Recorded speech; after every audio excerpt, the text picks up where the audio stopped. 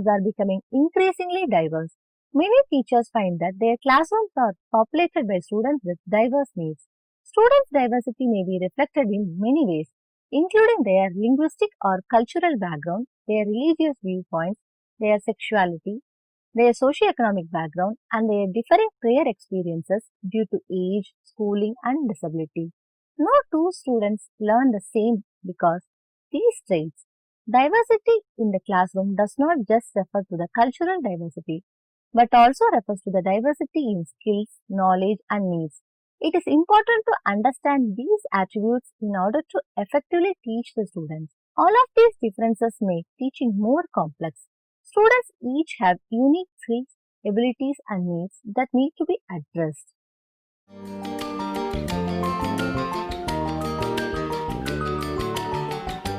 The most important thing a teacher can do to help educate the students is to learn as much as about possible.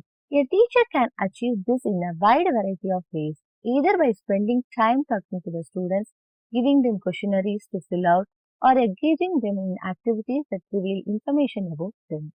Using a combination of all these methods, a teacher can get a clear picture of what each student needs to how they learn the best. For example, talking to students can help a teacher to get a clear picture of their verbal skills and personality. A questionnaire can target specific information about the student and help the teacher learn about their interests and passions. Different icebreaker activities can allow the teacher to observe students socializing in groups.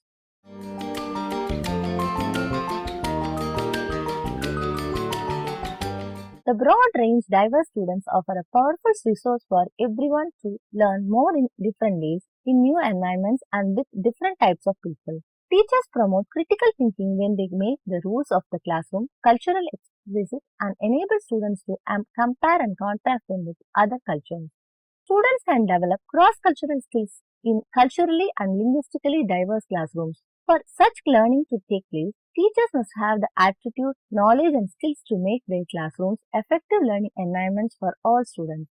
Every single person in this extremely diverse and ever-changing system has the power to serve as an invaluable resource for all other students, teachers and the community as a whole. The growing diversity in classrooms all over the world necessitates and encourages the development and use of diverse teaching strategies designed to respond to each student as an individual.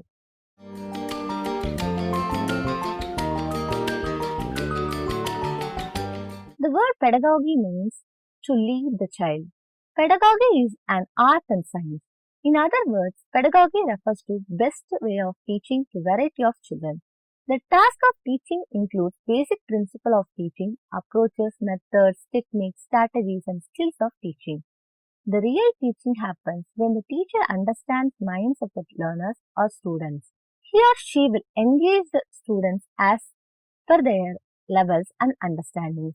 He plays a pivotal role in adopting appropriate methods and strategies in order to teach effective to school children. The school children comprise of diverse learning in their nature. The term diverse learners can be used for gifted children, street children, slow learners, tribal children, disadvantaged children, and children with special needs. It is very important to understand various learning needs of diverse children and impart free and quality education for them. There should not be any kind of discrimination with regard to their religion, region, caste, creed, color, and ethnicity while imparting education and gaining learning experiences. To impart quality education, the teacher of the class should adopt various pedagogical processes. It includes selection of criteria of teaching, classroom management, effective communication, use of assistive technologies, way of teaching to children with disabilities, gifted children, slow learners, and tribal children, and understanding their learning needs and disabilities.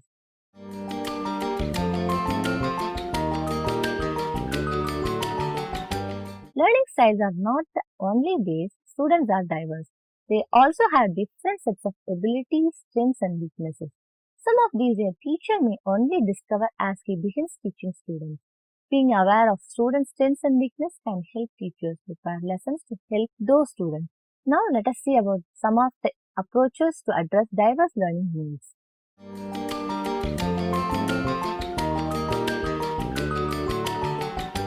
Just as everyone has a unique fingerprint, each student has an individual style of learning. Not all students in a classroom learn a subject in the same way or share the same level of ability. Differentiated instruction as factoring students' individual learning styles and levels of readiness first before designing a lesson plan. Research on effectiveness of differentiation shows this method benefits a wide range of students, from those with learning disabilities to those who are considered high ability. Differentiating instruction may mean teaching the same material to all students using a variety of instructional strategies, or it may require the teacher to deliver lessons at varying levels of difficulty based on the ability of each student. Formative assessment is an essential ingredient of this method. Teacher who practices differentiation in classroom should follow the following steps. Design lesson based on students' learning styles. Group students by shared interests, topics or ability for assignment. Assess students' learning using formative assessment. Manage the classroom to create a safe and supportive environment. Continuously assess and adjust lesson content to meet student needs.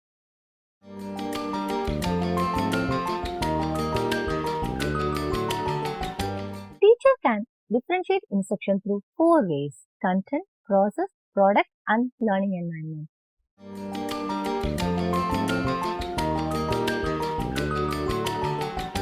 Fundamental lesson content should cover the standards of learning set by the regional or national educational system. Some students in a class may be completely unfamiliar with the concepts in a lesson. Some students may have put partial mastery, and some students may already be familiar with the content before the lesson begins. The teacher may differentiate the content by designing activities for groups of students that cover various levels of Bloom's taxonomy. It focuses classifications of levels of intellectual behavior going from lower order thinking skills to higher order thinking skills. The 6 levels are remembering, understanding, applying, analyzing, evaluating, and creating.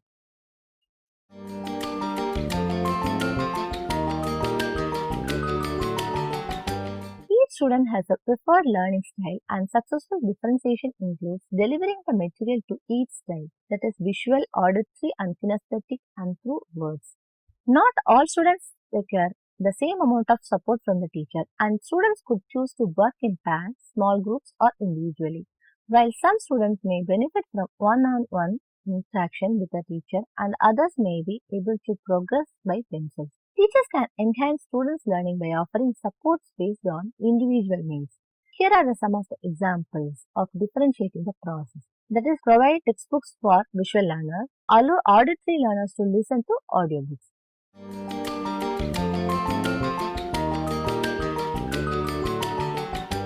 The product is what the student creates at the end of the lesson to demonstrate the mastery of the content. Teachers may assign students to complete activities that show mastery of an education concept in a way the student prefers based on learning style. Some of the examples of differentiating the end product are: read and write learners write a book report, visual learners create a graphic organizer of the story, auditory learners give an oral report.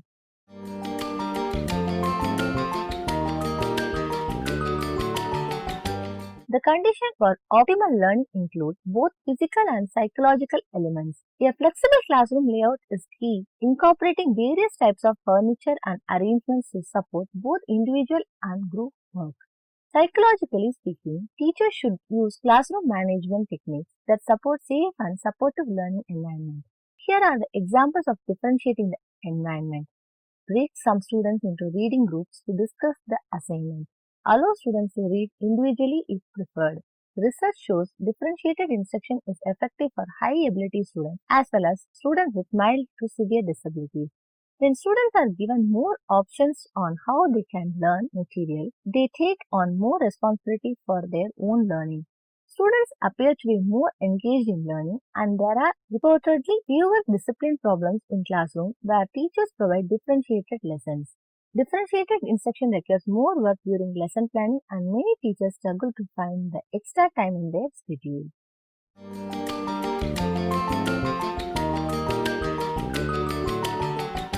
Universal design is an instructional approach that gives particular attention to students who have physical, sensory, and cognitive disabilities.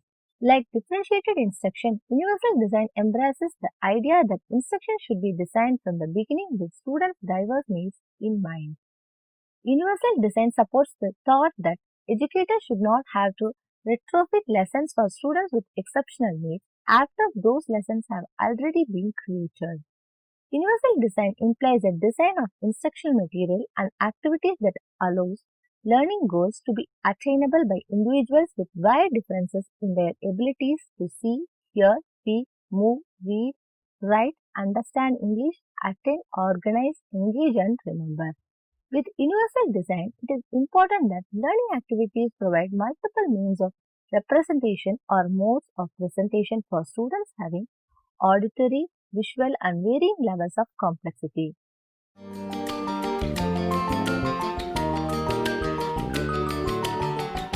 Like differentiated instruction and universal design, sheltered instruction also embraces the needs of diverse learners, specifically English language learners. It has 8 elements: preparation, building background, comprehensible input, strategy, interaction, practice and application, lesson delivery, review and assessment.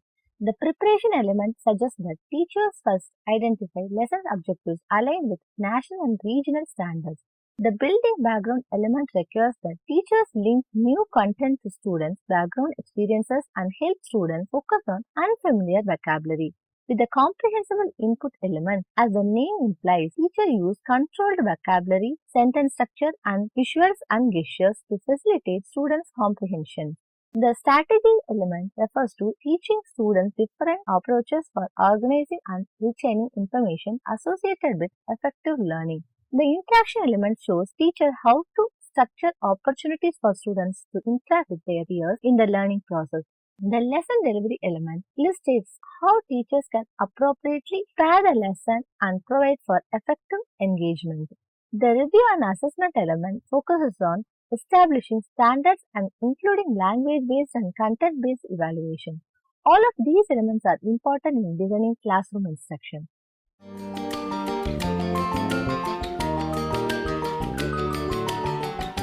Multicultural education is another approach that is important in today's diverse classrooms. As the name implies, multicultural education addresses the needs of culturally diverse population of students. This approach has 5 major dimensions: content integration, the knowledge construction process, bias reduction, empowering school culture, and equity pedagogy.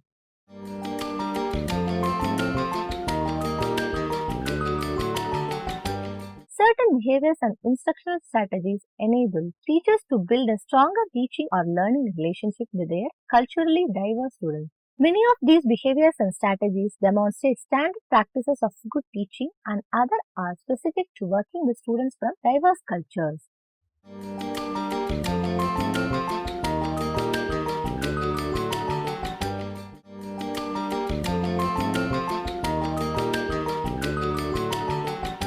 Offering variety provides the students with opportunities to learn in ways that are responsive to their own communication styles, cognitive styles, and aptitudes. In addition, the variety helps them develop and strengthen other approaches to learning. Consider students' cultures and language skills when developing learning objectives and instructional activities. Facilitate comparable learning opportunities for students with differing characters. For example, consider opportunities for students who differ in appearance, race, sex, disability, ethnicity, religion, socioeconomic status, or ability.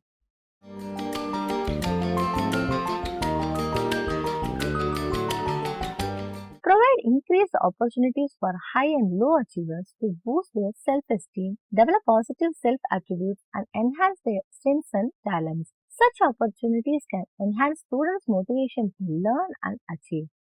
Communicate expectations. Let the students know the classroom rules about talking, verbal participation in lessons, and moving about the room. Tell them how long a task will take to complete or how long it will take to learn a skill or strategy, and when appropriate, give them information on other ability to master a certain skill or complete a task.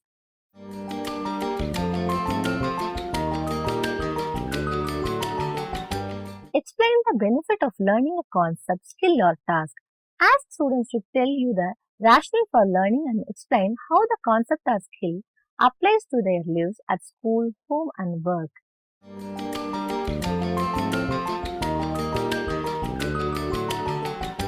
At the beginning of lesson, give the students an overview and tell them the purpose or goal of the activity. If applicable, tell them the order that the lesson will follow and relate it to previous lesson. At the end of the lesson, summarize its main points.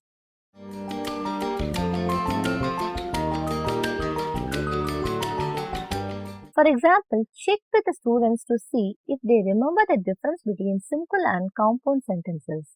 Provide a brief review of the previous lesson before continuing on to a new and related lesson.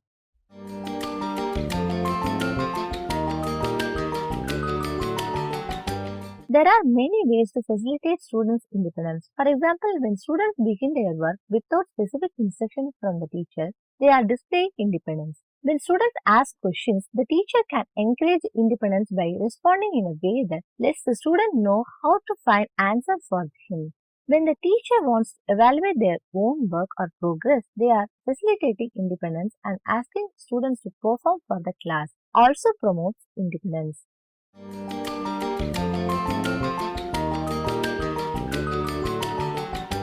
Keeping students on task maintains a high level of intensity of instruction. By starting lessons promptly and minimizing transition time between lessons, teachers can help students stay on task. Shifting smoothly and efficiently from one lesson to another, being businesslike about housekeeping tasks such as handling out papers and settling up audiovisual equipment helps to maintain their attention. Keeping students actively involved in the lesson, for example, by asking questions that require students to recall information, also helps them to stay focused on increase the intensity of instruction.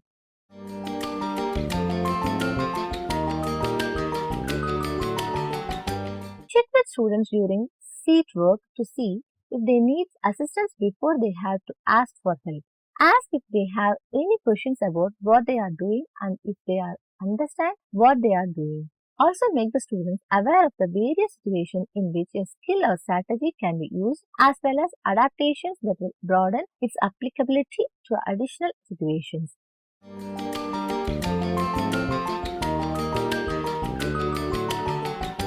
Feedback at multiple levels is preferred. For example, acknowledging a correct response is a form of brief feedback, while prompting a student who has given an incorrect answer by providing clues or repeating or rehearsing the question is another level. The teacher may also give positive feedback stating the appropriate aspects of a student performance. Finally, the teacher may give positive corrective feedback by making students aware of specific aspects of their performance that need work.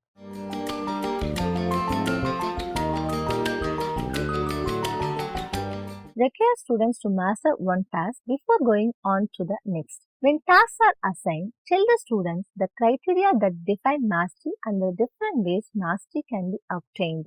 When mastery is achieved on one aspect or portion of the task, give students corrective feedback to let them know what aspects they have mastered and what aspects still need more work. When the task is complete, let the students know that mastery was reached.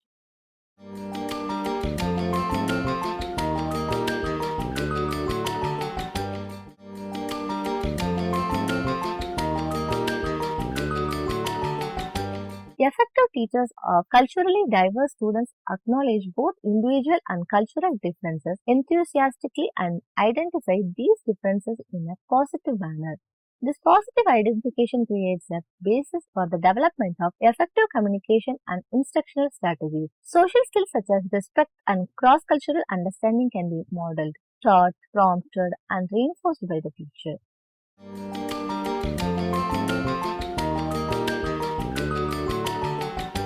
Once students' orientations are known, the teachers can structure tasks to take them into account. For example, before some students can begin a task, they need time to prepare or attend to detail.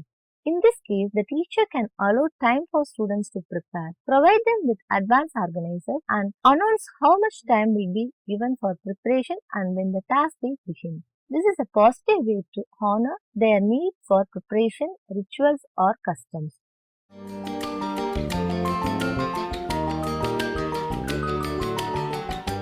We all behave differently in different settings. For example, we behave more formally at official ceremonies. Teaching students the differences between their home, school, and community settings can help them switch to appropriate behavior for each context.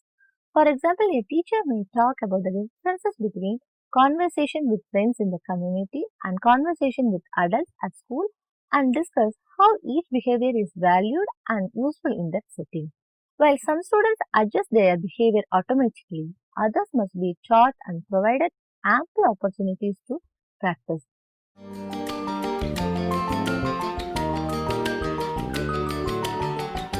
As attention increases to ensure that all learners reach common standards, there is also more attention focused on including students with disabilities into general education classrooms.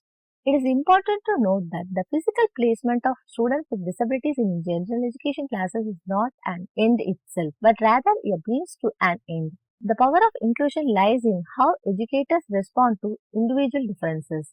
While quality-based reform calls for convergence in terms of learning outcomes, inclusion calls for divergence in terms of strategies used in teaching.